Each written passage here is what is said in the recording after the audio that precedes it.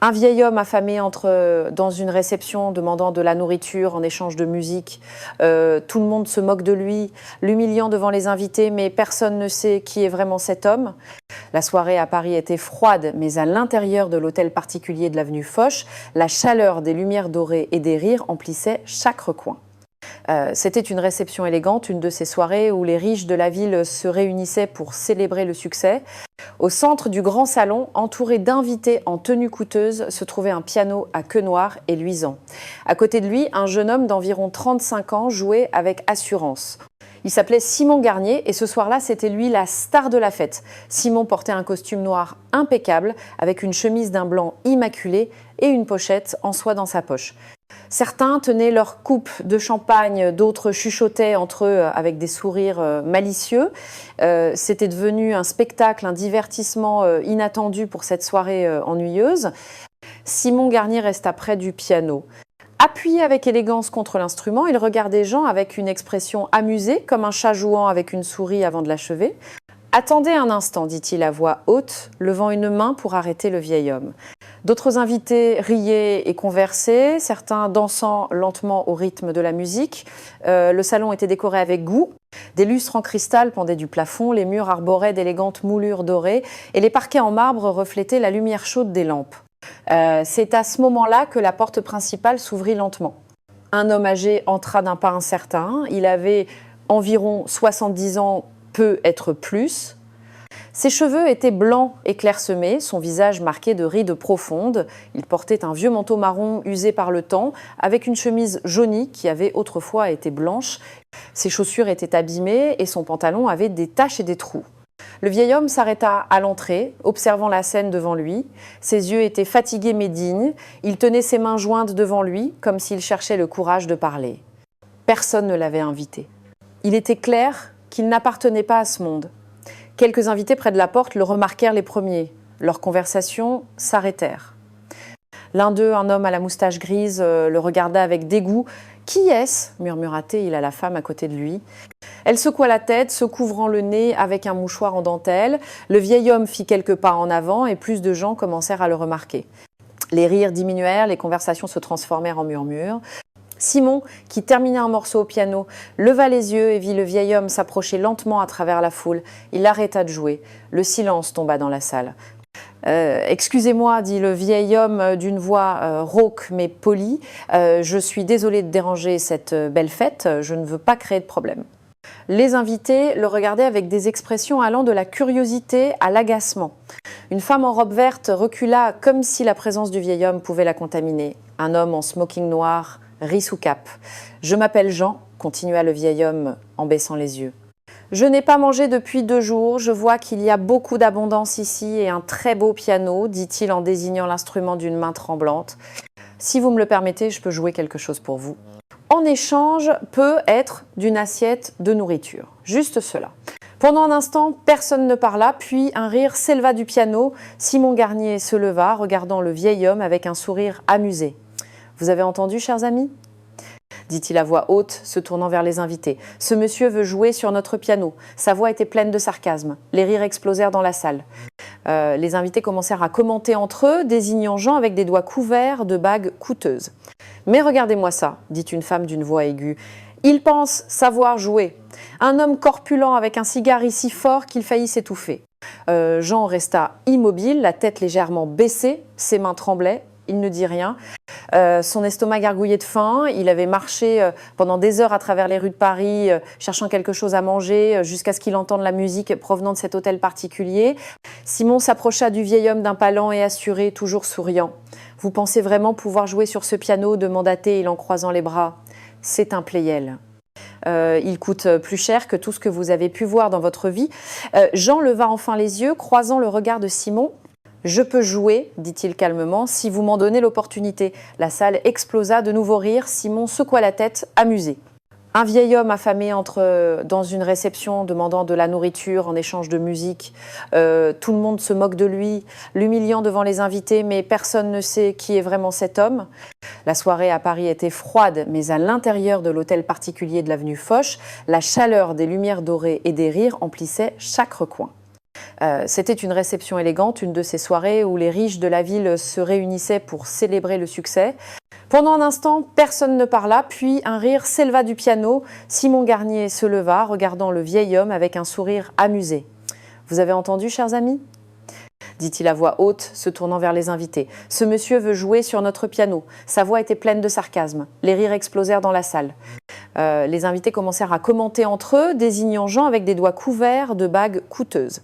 Certains tenaient leur coupe de champagne, d'autres chuchotaient entre eux avec des sourires malicieux.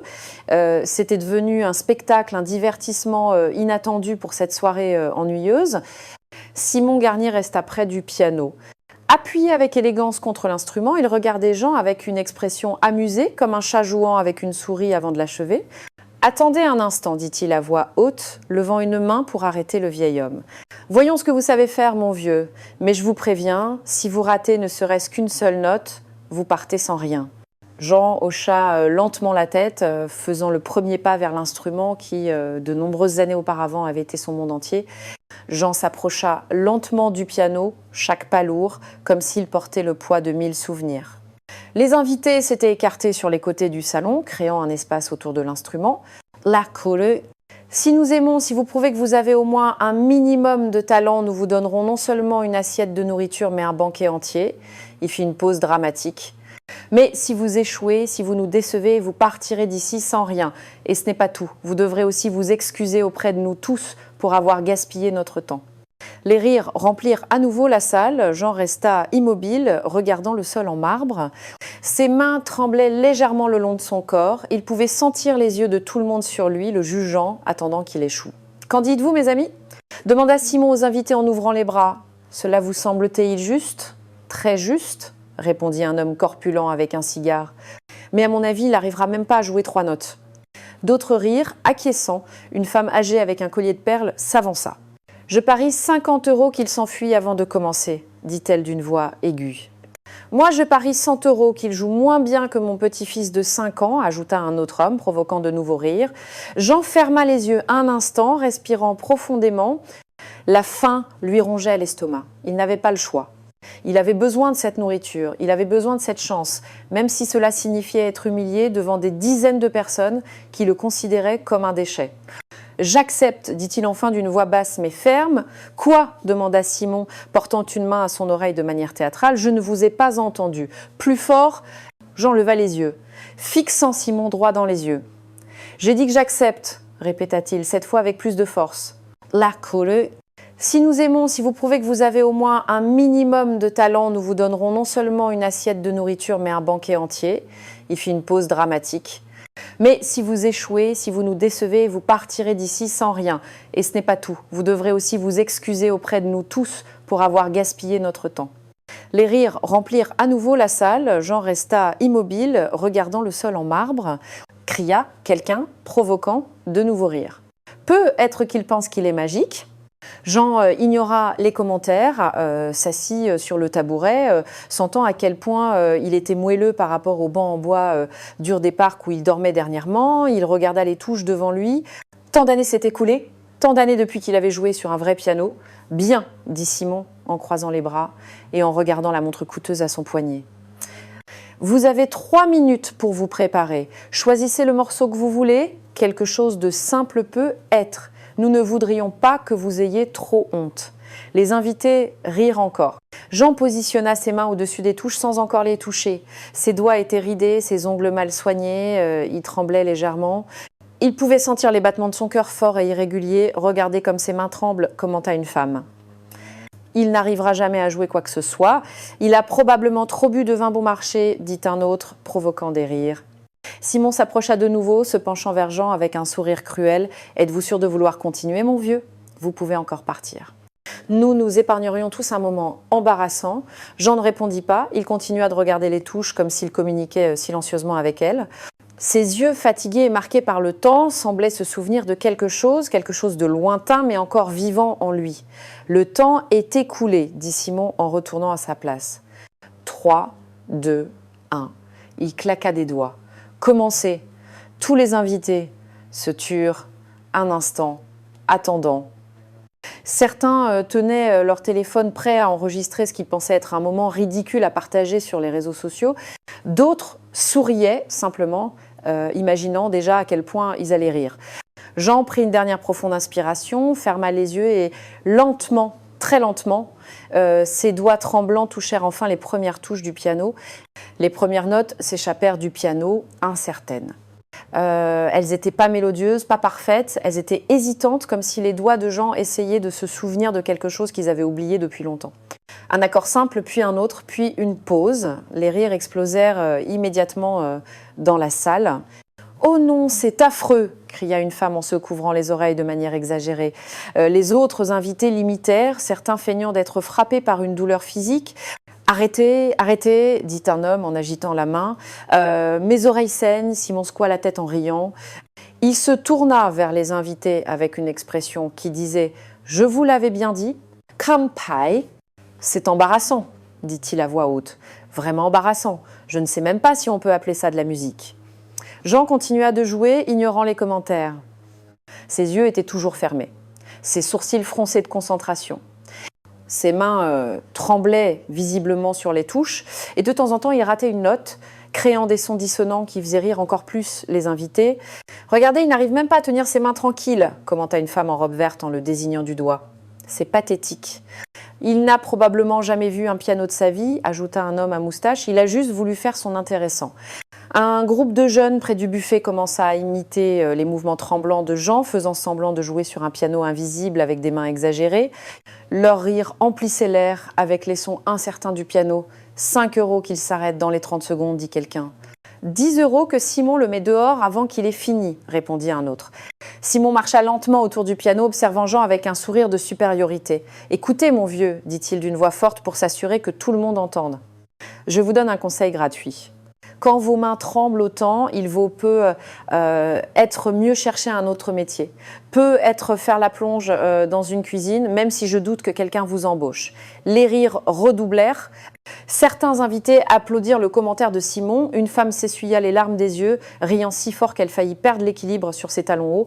Jean ouvrit les yeux un instant en regardant ses mains sur les touches. Elles étaient vieilles, usées par le temps et une vie dure. Les veines étaient visibles sous la peau fine, les articulations légèrement enflées. Avait-il raison de trembler? Peut-être. Peut-être était-il vraiment pathétique de penser qu'il pouvait encore jouer après tout ce temps. Mais ensuite, il referma les yeux, respira profondément et quelque chose en lui se réveilla, un souvenir, une sensation. Ses doigts trouvèrent une mélodie plus claire, plus définie. Elle n'était pas encore parfaite, mais il y avait quelque chose de différent, quelque chose qui changeait. « Oh, il essaie de s'améliorer », dit Simon sur un ton sarcastique. « C'est mignon, mais je crains qu'il ne soit trop tard, mon ami.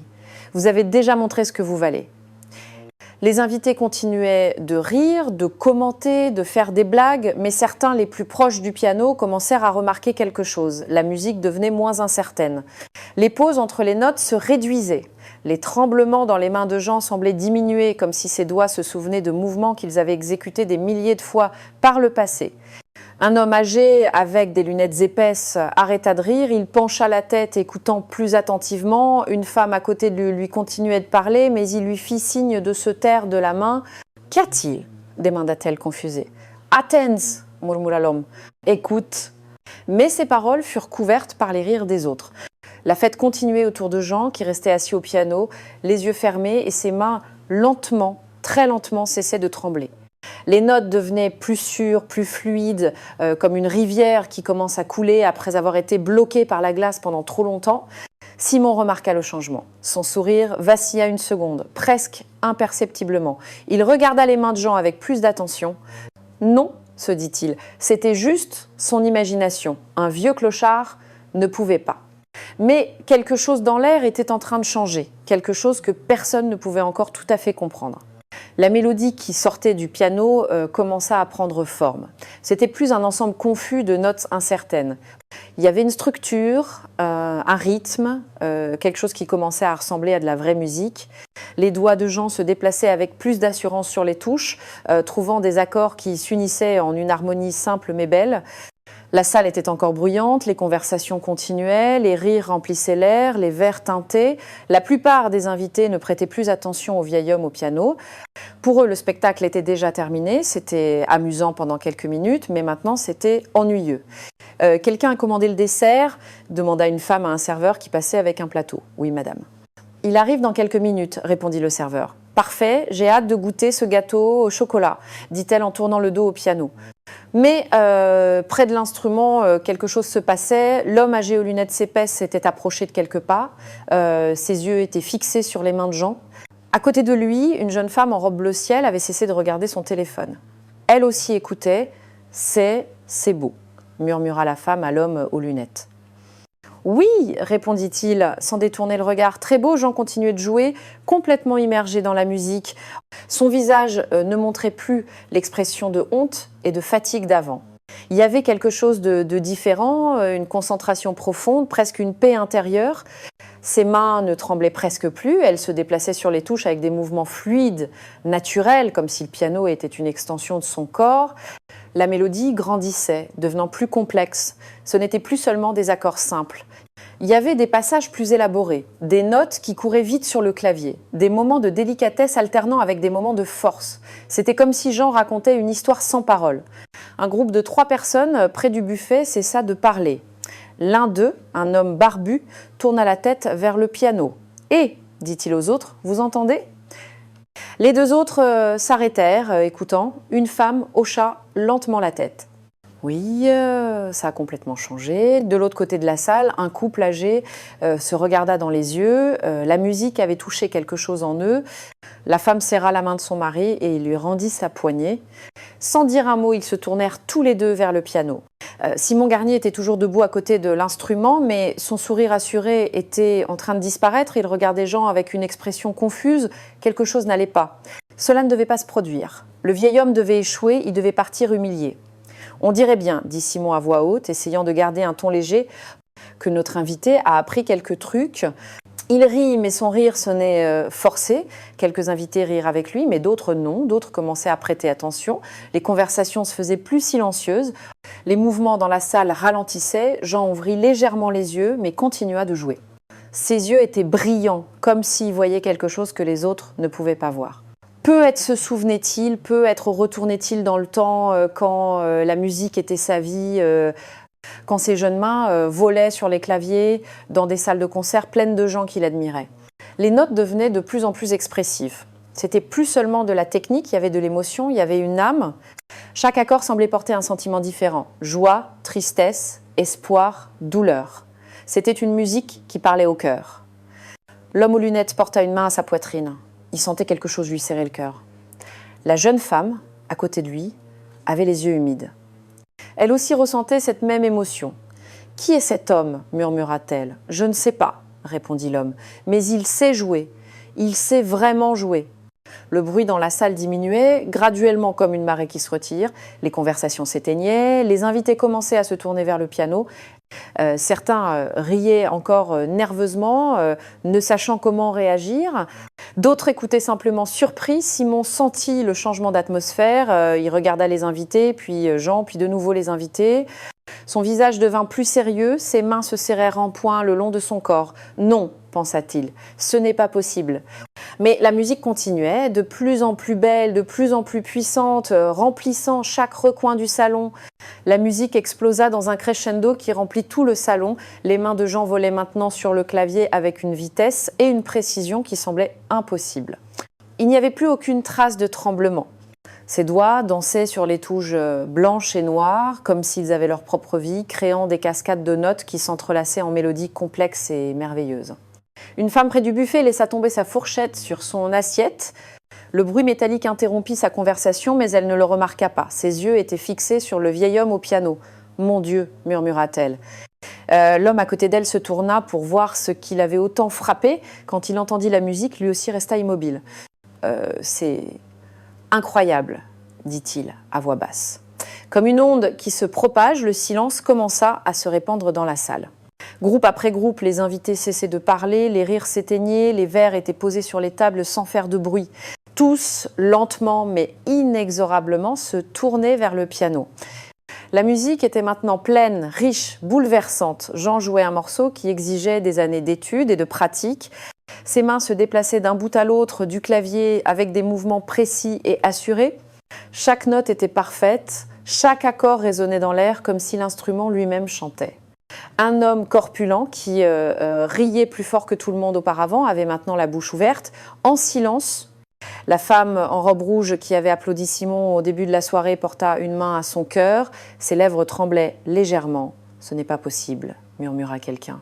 Qui est cet homme ? Le salon, qui quelques minutes plus tôt était rempli de bavardages et de rires moqueurs, était maintenant enveloppé dans un silence presque sacré. La seule chose qu'on entendait était la musique. Et quelle musique! Chaque note semblait raconter une histoire de vie vécue, de souffrance surmontée, de beauté trouvée dans les moments les plus sombres. Simon Garnier était immobile à côté du piano. Son visage était pâle, ses mains tremblaient légèrement le long de son corps. Il reconnaissait ce morceau. C'était une composition extrêmement difficile, une de celles qu'il avait lui-même essayé de maîtriser pendant des années, sans jamais y parvenir complètement. Et ce vieil homme, ce clochard qu'il avait humilié devant tout le monde, le jouait comme si c'était la chose la plus naturelle du monde. Une femme âgée se mit à pleurer silencieusement. Les larmes coulaient sur ses joues tandis qu'elle écoutait. À côté d'elle, son mari avait les yeux fermés, perdu dans la musique, ressentant chaque émotion que Jean transmettait à travers les touches. L'homme aux lunettes épaisses s'approcha encore plus, retenant presque son souffle. Il avait écouté de grands pianistes dans sa vie, il avait assisté à des concerts célèbres, mais ceci était de la magie pure. C'était pas seulement de la technique, c'était l'âme transformée en son. La jeune femme en robe bleu ciel avait les mains jointes devant son visage comme en prière. Ses yeux brillants ne quittaient pas Jean. Comment quelqu'un de si pauvre, de si humilié, pouvait-il créer quelque chose d'aussi beau? Comment était-ce possible? Jean était complètement immergé dans sa performance. Son visage montrait maintenant une sérénité profonde. Les années semblaient s'effacer pendant qu'il jouait. Il n'était plus le vieil homme fatigué et affamé qui était entré peu de temps avant. Il était un artiste au sommet de son art, un maître communiquant avec son instrument dans un langage qui dépassait les mots. Les notes montaient et descendaient, rapides puis lentes, fortes puis délicates. C'était comme un voyage à travers les émotions humaines, joie et douleur, espoir et désespoir, amour et perte. Tout était là, dans la musique qui sortait de ce piano. Certains invités s'étaient assis sur les chaises les plus proches, incapables de rester debout en écoutant. D'autres restaient immobiles là où ils se trouvaient, comme des statues. Personne n'osait bouger, personne n'osait parler. Le seul son était la musique de Jean, même les serveurs s'étaient arrêtés. L'un d'eux, un jeune garçon avec un plateau à la main, se tenait immobile près de la porte de la cuisine, écoutant la bouche entr'ouverte. Simon regarda les invités autour de lui. Il vit leurs expressions d'émerveillement, d'émotion, de respect. Les mêmes personnes qui, quelques minutes plus tôt, se moquaient du vieil homme, le regardaient maintenant comme s'il était un miracle vivant. Il sentit quelque chose lui serrer l'estomac. C'était pas seulement de la surprise, c'était de la honte. Une honte profonde qui grandissait en lui à chaque note que Jean jouait. La musique atteignit un moment de pure beauté, un accord qui semblait suspendu dans l'air comme une prière. À cet instant, dans le silence complet de la salle, on ne pouvait entendre que le piano et le battement des cœurs de toutes les personnes présentes. Jean entra dans la partie finale du morceau avec une intensité qui laissa tout le monde sans voix. Ses mains se déplaçaient à une vitesse extraordinaire, exécutant des passages techniques que seuls les plus grands pianistes du monde pouvaient maîtriser. C'était un crescendo émotionnel qui montait, emportant tous les auditeurs dans un voyage qui touchait l'âme. Les larmes coulaient maintenant librement sur les visages de nombreux invités. C'était pas des larmes de tristesse, mais de pure émotion. C'était comme si la musique ouvrait quelque chose en eux, quelque chose qui était resté fermé depuis trop longtemps. Une femme porta son mouchoir à ses yeux, essayant d'essuyer les larmes qui continuaient de couler. À côté d'elle, son mari avait le regard fixé sur Jean, complètement captivé. Il n'arrivait pas à croire ce qu'il voyait et entendait. « C'est un génie », murmura quelqu'un dans la salle. « Un vrai génie ». Jean jouait avec tout son être. Chaque note portait avec elle des décennies d'expérience, de vie vécue, de moments heureux et de moments douloureux. La musique racontait des salles de concert pleines d'applaudissements, des nuits solitaires dans la rue, des gloires passées et des chutes profondes. Tout était là, dans cette performance extraordinaire. L'homme aux lunettes s'approcha encore plus, jusqu'à se trouver à quelques pas du piano. Il observait chaque mouvement des mains de Jean avec un étonnement croissant. Cette technique, se murmura-t-il, cette précision. Seul quelqu'un qui a étudié toute sa vie peut. La jeune femme en robe bleu ciel avait les mains jointes sur sa poitrine. Son cœur battait fort. Elle n'avait jamais rien entendu de tel. C'était comme si la musique lui parlait directement, racontant les histoires qu'elle n'avait jamais connues, mais que, d'une certaine manière, elle comprenait parfaitement.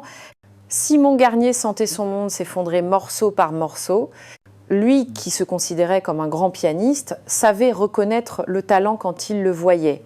Et ceci, c'était quelque chose qui allait au-delà du talent. C'était de la maestria, c'était de l'art à l'état pur. Ses jambes tremblaient légèrement, il voulait détourner le regard, mais il ne le pouvait pas. Il était hypnotisé comme tous les autres.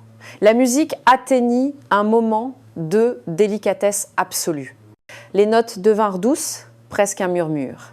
Jean jouait maintenant avec une douceur qui brisait le cœur. C'était comme une caresse, une consolation, une promesse qu'après la tempête vient toujours le calme. Beaucoup dans la salle s'échangeaient des regards pleins de sens. Tous pensaient la même chose. Qui était vraiment cet homme? Comment un vieil homme vêtu de haillons pouvait-il jouer de cette manière? Quelle histoire se cachait derrière ses yeux fatigués? Un homme âgé, un important homme d'affaires de Paris, enleva ses lunettes et s'essuya les yeux. Il avait l'habitude de contrôler ses émotions, mais cette musique avait brisé toutes ses défenses. Il regarda Jean avec un respect profond, un respect qu'il n'avait ressenti pour personne depuis des années.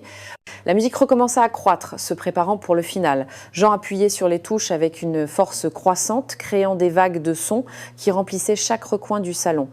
C'était puissant, majestueux, bouleversant. Ses mains ne montraient plus aucun signe d'âge ou de faiblesse. C'étaient les mains d'un maître en plein contrôle de son art. Une femme en robe verte, celle qui au début s'était reculée du vieil homme avec dégoût, pleurait maintenant ouvertement. Elle se sentait si petite, si stupide d'avoir jugé cet homme sur son apparence.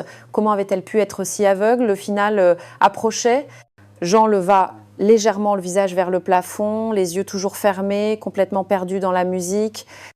Ses doigts volèrent sur les derniers passages complexes, les exécutant avec une perfection qui semblait impossible. Et puis, avec un dernier accord puissant et retentissant, la musique se termina. Le silence qui suivit fut absolu. Personne ne bougeait, personne ne respirait. C'était comme si le temps s'était arrêté. Jean laissa ses mains sur les touches pendant quelques secondes, puis les souleva lentement, ouvrit les yeux et regarda le piano devant lui. Une larme solitaire coula sur sa joue ridée. Pendant un moment qui sembla durer une éternité, personne dans la salle ne dit un mot. Ils étaient tous en train de digérer ce qu'ils venaient de vivre. Ça n'avait pas été seulement un concert, ça avait été une expérience qui avait touché quelque chose de profond en chacun d'eux. Puis, quelque part dans la salle, une paire de mains commença à frapper ensemble, lentement, respectueusement. L'applaudissement commença doucement, presque timidement. C'était l'homme aux lunettes épaisses, celui qui avait le premier remarqué le talent de Jean. Ses mains s'unissaient dans un battement lent et respectueux, comme s'il applaudissait dans une cathédrale. Puis la jeune femme en robe bleu ciel se joignit à lui. Elle aussi applaudissait lentement, les larmes encore fraîches sur ses joues. L'un après l'autre, les invités commencèrent à applaudir. Le son grandit s'amplifia, remplit la salle. En quelques secondes, tout le monde était debout, tout le monde applaudissait. Ce n'étaient pas les applaudissements polis et mécaniques d'une fête élégante. C'étaient des applaudissements vrais, sincères, qui venaient du fond du cœur.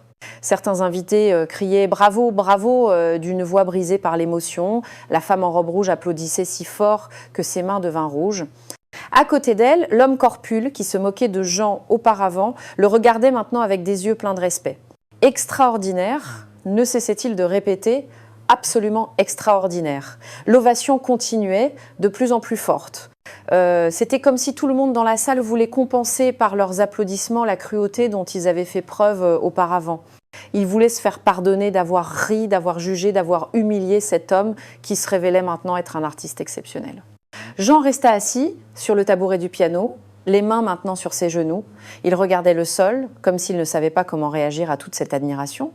C'était si différent des rires de tout à l'heure, si différent du mépris qu'il avait vu dans les yeux de tout le monde quand il était entré. « Génie, vous êtes un génie !» cria une femme en applaudissant au-dessus de sa tête. Les applaudissements ne semblaient pas vouloir s'arrêter, ils continuaient, vague après, vague de reconnaissance et d'admiration. Certains invités avaient les mains sur le cœur, d'autres s'essuyaient encore les yeux. Tous savaient qu'ils avaient assisté à quelque chose de spécial, quelque chose dont ils se souviendraient pour toujours. Simon Garnier était resté immobile à sa place. Ses mains pendaient le long de son corps, inertes. Son visage était blanc comme un linge. Il regardait Jean, puis les invités qui applaudissaient debout. Puis de nouveau Jean. Il sentait un poids énorme dans sa poitrine, une honte qui l'écrasait comme une pierre. C'est lui qui avait commencé tout ça. C'est lui qui avait ri le premier. C'est lui qui avait encouragé les autres à humilier ce vieil homme. Et maintenant, tout le monde applaudissait cet homme comme s'il était une légende vivante. L'homme âgé, l'important homme d'affaires, s'approcha du piano d'un pas lent. Il applaudissait encore en marchant. Quand il arriva près de Jean, il s'arrêta et s'inclina profondément, un geste de respect qu'il faisait rarement pour qui que ce soit. « Maître », dit-il d'une voix pleine d'émotion, « ce fut un honneur de vous écouter. » D'autres invités commencèrent à s'approcher, formant un demi-cercle autour du piano. Tous voulaient être près de Jean, tous voulaient exprimer leur admiration. Les applaudissements continuaient, rythmés et puissants. Jean leva enfin le regard. Il regarda tous ces visages qui le raillaient auparavant et qui maintenant l'admiraient. Ses yeux fatigués brillaient, mais il ne souriait pas. Il y avait quelque chose de triste dans son expression, comme si cette ovation arrivait trop tard, après trop de chutes, après trop de douleurs. Lentement, avec difficulté, il se leva du tabouret. Ses jambes tremblaient légèrement, non pas de peur cette fois, mais de fatigue. Il avait tout donné dans sa performance. Chaque once d'énergie qu'il avait dans son corps était passé dans cette musique. Les applaudissements atteignirent leur apogée, c'était assourdissant, bouleversant. Les mains de dizaines de personnes battant ensemble créaient un son qui faisait vibrer les murs du salon. Et puis, de la foule d'invités qui applaudissaient, une voix s'éleva. C'était un homme près du buffet, un de ceux qui au début avaient parié de l'argent sur l'échec de Jean. « Qui êtes-vous » cria-t-il par-dessus les applaudissements. « Dites-nous qui vous êtes » La question résonna dans la salle. D'autres commencèrent à la répéter. « Oui, qui êtes-vous ? Comment vous appelez-vous vraiment » Les applaudissements commencèrent à diminuer tandis que tout le monde attendait la réponse. Ils voulaient savoir, ils devaient savoir qui était cet homme qui venait de changer leur soirée, peut être leur vie. Le silence revint dans la salle, mais cette fois il était différent. C'était pas le silence de la musique, mais celui de l'attente. Tous les yeux étaient fixés sur Jean, attendant qu'il parle, qu'il révèle qui il était vraiment. Jean resta debout à côté du piano pendant un long moment, ses mains tremblaient à nouveau, mais pas de faiblesse. C'était l'émotion des années de souvenirs, de gloire perdue, de nuits froides dans la rue, tout remontait à la surface. « Mon nom », dit-il enfin d'une voix basse et rauque, est Jean Valette. Le nom sortit de ses lèvres comme un murmure, mais dans la salle silencieuse, tout le monde l'entendit clairement. Pour certains invités, le nom ne signifiait rien, mais pour d'autres, en particulier les plus âgés ou ceux qui aimaient la musique classique, ce nom sonna comme une alarme. L'homme aux lunettes épaisses porta une main à sa bouche, ses yeux s'écarquillèrent. « Jean Valette » répéta-t-il, presque sans y croire. Le Jean Valette, une femme âgée, celle avec le collier de perles, fit un pas en arrière, portant une main à son cœur. « Ce n'est pas possible » murmura-t-elle. « Jean Valette, c'était. Qui est-ce » demanda quelqu'un dans la foule. « Quelqu'un peut m'expliquer qui est cet homme ?» L'homme aux lunettes se tourna vers les autres invités. Son visage était plein d'incrédulité et de respect. « Jean Valette, dit-il d'une voix tremblante, était l'un des plus grands pianistes français des années 80 et 90. Il a joué dans les plus grands théâtres d'Europe. » La salle Pleyel, l'Opéra Garnier, le Royal Albert Hall. Un murmure de surprise traversa la salle. De nombreux invités se regardaient les uns les autres avec des expressions choquées. Comment était-il possible qu'un homme aussi célèbre soit réduit à mendier de la nourriture dans la rue ? Il a gagné des prix internationaux, continua l'homme aux lunettes, la voix pleine d'émotion. Il était considéré comme un prodige. Les critiques disaient que ses mains étaient bénies, que lorsqu'il jouait, le piano chantait comme une voix humaine. Jean écoutait en silence, le regard toujours fixé sur le sol. Chaque mot était comme un coup de poignard, car il lui rappelait tout ce qu'il avait perdu, tout ce qu'il avait été et n'était plus. Mais que s'est-il passé ? Demanda la jeune femme en robe bleu ciel, les yeux pleins de compassion. Comment en êtes-vous arrivé ? Elle ne put finir sa phrase. C'était trop douloureux de dire ces mots à voix haute. Jean leva lentement le regard. Ses yeux rencontrèrent ceux de la femme. « La vie, dit-il simplement. La vie est arrivée. J'ai eu des problèmes de santé, mes mains ont commencé à trembler à cause d'une maladie, je ne pouvais plus jouer comme avant, les concerts ont été annulés, les élèves sont partis. L'argent a disparu. La salle était complètement silencieuse. Tous écoutaient chaque mot comme s'il était sacré. « J'ai tout perdu », continua Jean. Sa voix était calme, mais elle portait le poids d'années de souffrance. « Ma maison, mes économies, ma réputation. Personne ne voulait plus entendre parler de Jean Valette, le pianiste qui ne pouvait plus jouer.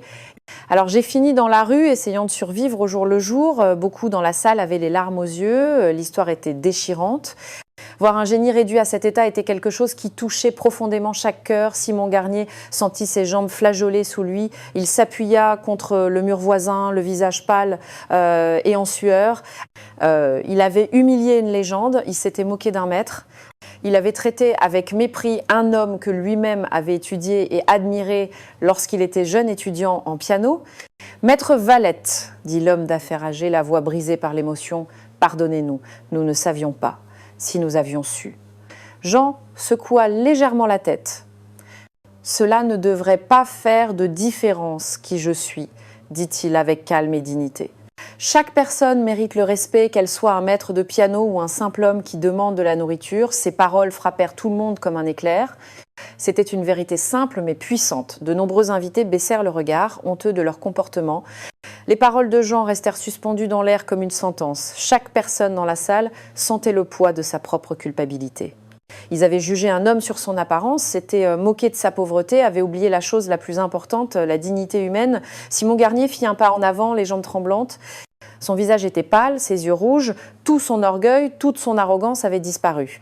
Il s'approcha de Jean d'un pas incertain, comme un enfant qui sait qu'il a fait quelque chose de terrible. « Maître Valette, dit-il, la voix brisée par l'émotion, je ne sais pas quoi dire. J'ai honte. J'ai profondément honte de la façon dont je vous ai traité, de la façon dont nous vous avons tous traité. » Il se tourna vers les invités, puis de nouveau vers Jean. « J'ai eu tort de manière impardonnable. » Les larmes commencèrent à couler sur les joues de Simon. C'était pas des larmes feintes ou théâtrales, c'était de vraies larmes de honte et de remords. J'ai été cruel, arrogant. J'ai oublié que la musique n'est pas seulement de la technique, mais une âme. Et vous, maître, avez plus d'âme dans une seule note que je n'en aurais dans toute ma carrière. Jean regarda Simon pendant un long moment. Ses yeux fatigués voyaient un jeune homme qui avait appris une leçon dure mais nécessaire. Il n'y avait pas de colère dans son regard, seulement de la lassitude. « Vos excuses, dit Jean calmement, ne changent pas ce qui s'est passé. Les mots blessent, l'humiliation reste. Mais au moins, vous avez le courage de l'admettre. » Simon baissa la tête, incapable de soutenir le regard de Jean. Il se sentait si petit, si insignifiant devant cet homme qui avait supporté chaque insulte avec dignité. « Maître, dit l'homme d'affaires âgé, s'avançant avec respect. S'il vous plaît, permettez-moi et à nous tous de vous aider. Nous pouvons vous offrir de l'argent, une maison, tout ce dont vous avez besoin. » D'autres invités s'avancèrent, tous offrant leur aide. « J'ai un appartement libre dans le centre de Paris, dit une femme. Il est à vous si vous le voulez. Je peux payer vos soins médicaux, ajouta un homme barbu. Les meilleurs médecins pour vos mains, j'organiserai un concert en votre honneur, dit un autre. La ville de Paris doit savoir que Jean Valette est toujours parmi nous. Les offres se succédaient. Tout le monde voulait se racheter, tout le monde voulait effacer la honte de cette soirée par des gestes de générosité. Mais Jean leva une main, demandant le silence. La salle se tut immédiatement. « Votre générosité me touche, dit-il d'une voix ferme mais douce. Mais ce n'est pas ce que j'ai demandé. Quand je suis entrée ici, je demandais qu'une chose. Une assiette de nourriture en échange de musique. C'était un accord simple, un accord honnête. Il regarda tous les visages autour de lui. « Je ne veux pas de votre pitié. Je ne veux pas que vous m'aidiez parce que vous vous sentez coupable. Je veux seulement ce qui avait été promis. » Le silence dans la salle était absolu. Personne ne savait quoi dire. La dignité de Jean était si grande, si pure, qu'elle faisait sentir tout le monde encore plus petit. « J'ai joué, continua Jean, j'ai rempli ma part du contrat. Alors je vous demande seulement de remplir la vôtre, une assiette de nourriture, rien de plus. » La simplicité de sa demande était dévastatrice. Après tout ce qui s'était passé, après avoir prouvé qu'il était un génie, après avoir ému tout le monde jusqu'aux larmes, il ne demandait que ce qui lui avait été promis. Une simple assiette de nourriture, une femme en robe verte porta une main à sa bouche en sanglotant. « C'est trop, murmura-t-elle, il est trop humble, trop bon. » L'homme aux lunettes enleva son manteau. « Au moins prenez ceci, dit-il en l'offrant à Jean. La nuit est froide. » Mais Jean secoua la tête. « La nourriture, répéta-t-il calmement, seulement la nourriture qui m'a été promise. » Un serveur qui avait assisté à toute la scène, les larmes aux yeux, courut en cuisine. Il revint quelques minutes plus tard avec une assiette pleine de nourriture chaude, des pâtes, de la viande, des légumes, du pain. Il l'attendit à Jean avec des mains tremblantes. « Merci », dit Jean en prenant l'assiette. Il la regarda un instant, puis regarda tous les invités. « Merci d'avoir tenu votre promesse. » Il se tourna lentement, se dirigeant vers la sortie. Chaque pas qu'il faisait semblait peser 1 tonne. Tout le regardait en silence. Personne n'osait l'arrêter. Simon regardait Jean s'éloigner, les larmes continuant de couler. Il voulait dire quelque chose, faire quelque chose, mais il savait que rien ne pourrait effacer ce qu'il avait fait. Jean arriva à la porte, s'arrêta un instant sans se retourner. Jean s'arrêta sur le seuil de la porte, tenant l'assiette de nourriture entre ses mains. Pendant un instant, il sembla vouloir dire quelque chose. Puis il se tourna lentement pour regarder une dernière fois tous les invités. Son regard passa d'un visage à l'autre. Il vit les larmes, la honte, le remords. Il vit des gens qui, ce soir-là, avaient appris quelque chose qu'ils n'oublieraient peu, être jamais. « Vous savez, dit-il d'une voix calme mais claire, il y a des années, quand je jouais dans les grands théâtres, les gens me traitaient comme un roi. Ils m'applaudissaient, m'admiraient, voulaient ma signature, mais quand j'ai tout perdu, quand j'ai fini dans la rue, ces mêmes personnes changeaient de trottoir pour ne pas me voir. » Il fit une pause, laissant ses paroles pénétrer le cœur de chacun. « Ce soir, vous m'avez jugé sur mon apparence, vous m'avez ri au nez, vous m'avez humilié, et cela m'a fait mal, je ne le nie pas. Mais la leçon la plus importante n'est pas pour moi. » Il regarda directement Simon. « Elle est pour vous. » Simon baissa le regard, incapable de soutenir les yeux de Jean. « La valeur d'une personne, continua Jean, ne réside pas dans ses vêtements, sa maison ou l'argent qu'elle a en banque. Elle réside dans son âme, dans sa dignité, dans la façon dont elle traite les autres, surtout ceux qui ne peuvent rien lui donner en retour. » Une femme sanglota bruyamment, d'autres invités avaient les mains sur le visage, cachant leurs larmes. « J'ai tout perdu dans la vie, dit Jean, la voix se brisant légèrement, mais j'ai gardé une chose, ma dignité. Personne ne peut me l'enlever. Ni la pauvreté, ni la faim, ni la cruauté des gens. » Il regarda l'assiette de nourriture dans ses mains. « Ce soir, j'ai reçu ce dont j'avais besoin pour survivre un jour de plus. Mais vous, il leva le regard vers tout le monde, vous avez reçu quelque chose de plus précieux, une leçon. J'espère que vous vous en souviendrez. » L'homme d'affaires âgé fit un pas en avant, les yeux rouges. « Maître Valette, dit-il d'une voix brisée, vous nous avez donné bien plus qu'une leçon. Vous nous avez montré ce qu'est la vraie grandeur. » Jean eut un petit sourire triste. La vraie grandeur n'est pas dans le talent. N'importe qui peut avoir du talent. Elle est dans l'humilité, dans le respect, dans la capacité de se relever après chaque chute et de continuer à marcher la tête haute. Il se tourna vers Simon qui pleurait toujours en silence. « Tu es jeune, lui dit-il. Tu as encore toute la vie devant toi. Tu as du talent, c'est clair, mais souviens-toi toujours de cette soirée. Souviens-toi de ce que signifie être humble. Car un jour, peut-être, tu pourrais toi aussi tout perdre. Et à ce moment-là, tu comprendras vraiment ces mots. » Simon hocha la tête, les larmes coulant librement. « Je n'oublierai jamais, maître. Jamais. » Jean acquiesça lentement, puis, sans ajouter un mot, il se tourna et sortit de l'hôtel particulier. La porte se referma derrière lui avec un son sourd, laissant tout le monde dans la salle dans un silence chargé d'émotions. Pendant plusieurs minutes, personne ne bougea, personne ne parla. Tous réfléchissaient à ce qui s'était passé, à ce qu'ils avaient appris. Simon s'approcha du piano. Il regarda les touches encore chaudes du contact de Jean, posa délicatement une main sur la surface brillante de l'instrument. À cet instant, il se fit une promesse, il ne serait plus jamais arrogant. Il ne jugerait plus jamais quelqu'un sur son apparence. Et chaque fois qu'il jouerait, il se souviendrait de Jean Valette et de la leçon de dignité qu'il avait reçue ce soir-là. Dehors, dans la nuit froide de Paris, Jean marchait lentement dans les rues vides.